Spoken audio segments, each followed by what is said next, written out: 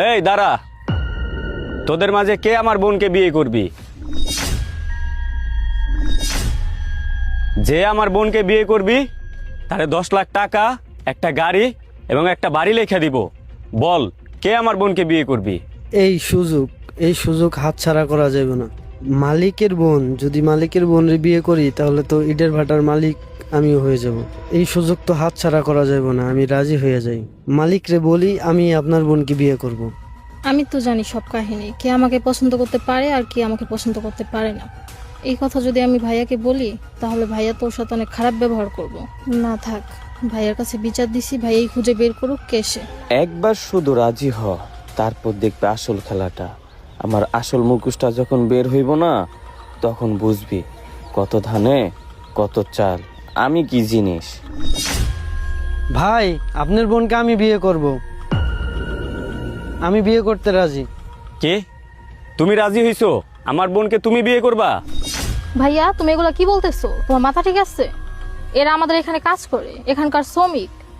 তো তোমার আমি কিসের জন্য এখানে আনলাম আর তুমি এগুলো কি করতেছো? আরে বোন, তুই রাগ হইতাছিস কেন? তুই একটু থাম, আমি তো এই জায়গায় আসছি, তাই না? ভাইয়া বলো, তুমি কি চাও?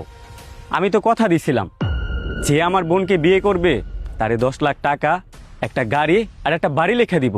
তুমি বলো, তোমার কি এইগুলা তো হবে না আরো কিছু চাই? ভাইয়া বেশি কিছু না, আমি তো বেকার। আপনার বোনরে বিয়ে করে খাওয়াবো কি?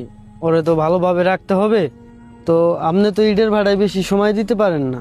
এত বড় ইটের ভাড়া, এই ইটের ভাড়ার অর্ধেক যদি লিখে দিতেন তাহলে আমি দেখাশোনা করতাম। এই, তোর মাথা মুথা ঠিক আছে? তুই কি বলতাছ তুই এগুলা? তুই কার সামনে দাঁড়ায় কথা বলতাছ? তুই কি ভুলে গেছ সেই ভাড়ার মালিক? যা দেখতাছি তোর জন্য আমাদের কপালে শনি আছে, এমনকি তোর জন্য আমাদের কাজের তনু বাইর করে দিতারে।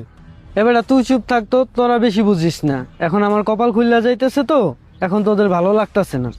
দেখো ভাইয়া, সে তো বিয়ে করার জন্য রাজি হয়ে গেছে। তুমি কি আমারে তোমার ভাটার শ্রমিকের সাথে বিয়ে দেবা? আরে না বোন, তোর কি মাথা ঠিক আছে?